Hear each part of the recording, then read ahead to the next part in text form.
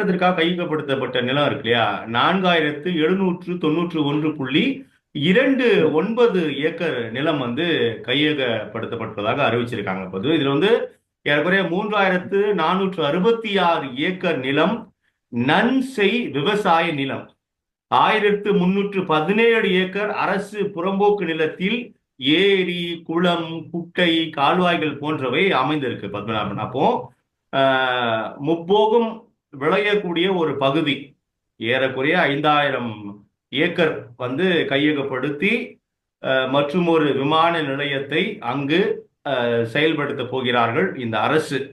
அப்போ விளைநிலங்கள், எங்களுடைய விளைநிலங்கள், எங்களுடைய வீடுகள், எங்களுடைய வாழ்வாதாரத்தையே நீங்கள் வந்து முற்றாக அழித்து விட்டு இப்படி ஒரு விமான நிலையத்தை யார் கேட்டது?